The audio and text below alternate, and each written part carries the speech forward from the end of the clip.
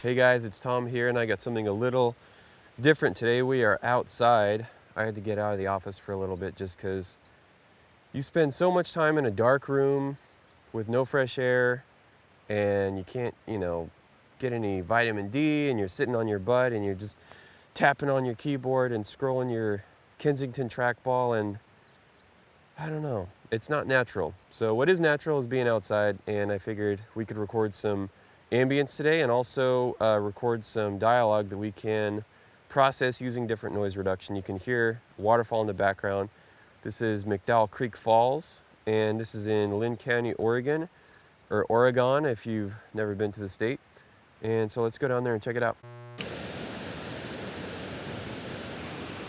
So my gear today is a Rode NT4 stereo mic.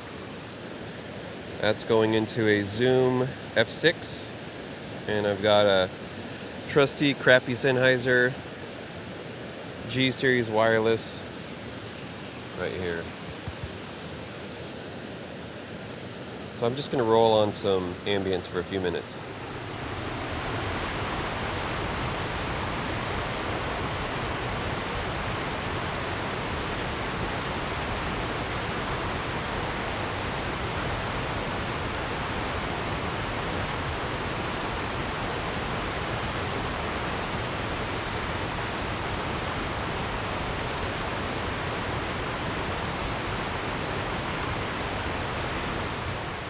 Now, one of the reasons I wanted to specifically come here, besides recording a bunch of broadband noise from my sound library, is to test out some different noise reduction. So I'm going to try a few different tools, and I'll do the same sample so we can get a one-for-one comparison.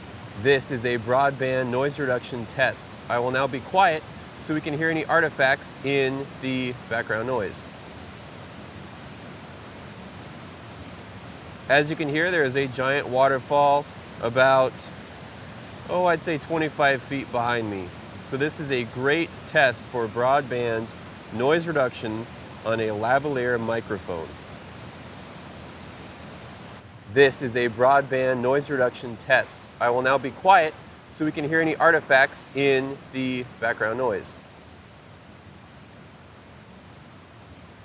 As you can hear, there is a giant waterfall about, I'd say 25 feet behind me.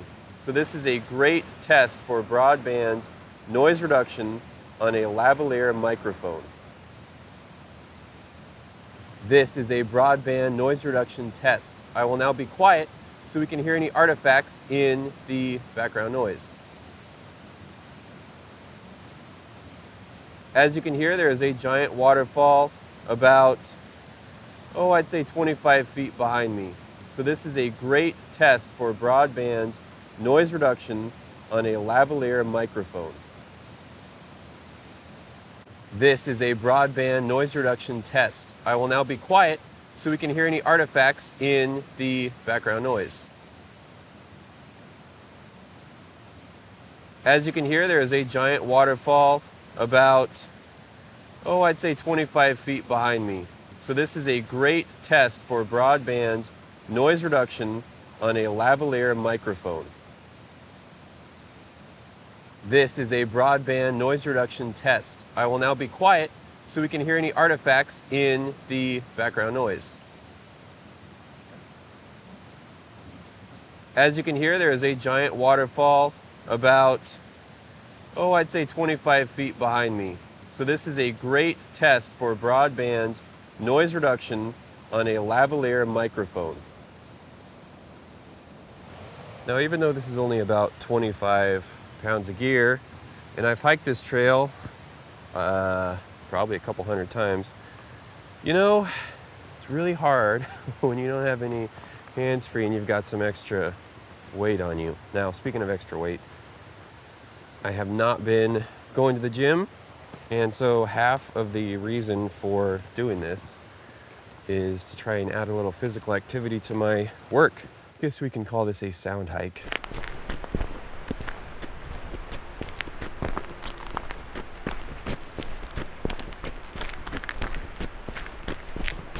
One of the reasons I got this little guy is to record 32-bit float, which I know the Sound Devices does too, but Wanted to save a little money for it.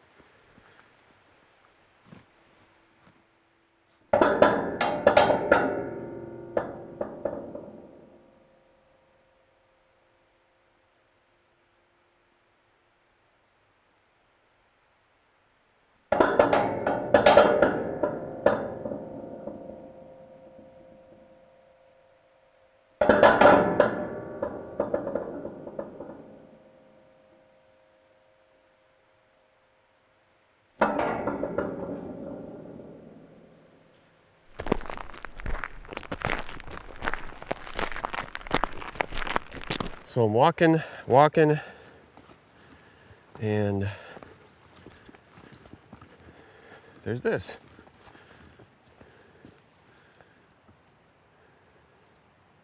Oregon's a little weird sometimes. These clearings where the high tension power lines are can be really good because it gives open space for the birds.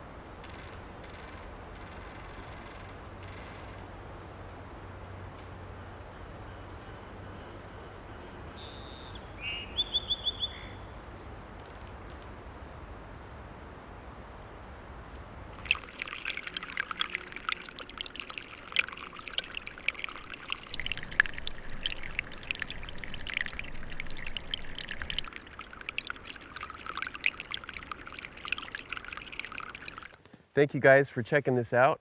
And I guess I'll challenge you to go out on a sound hike or just walk, if you live in a big city, London, Dubai, New York, Los Angeles, wherever.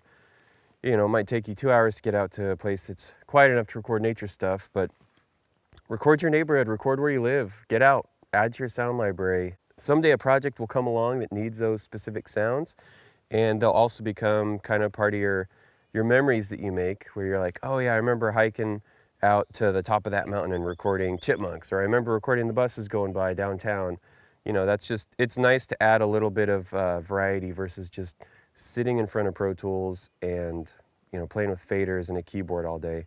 You don't have to have Sheps and sound devices. This is a Zoom F6 and a freaking Rode NT4, so they're not, I'm not dealing with spaced omnis and binaurals and ambisonics and stuff like that. It's just basic gear. The gear doesn't really matter. What matters is the actual sounds you're recording. And, that's what really makes what we do so special, is having those sounds that nobody else does.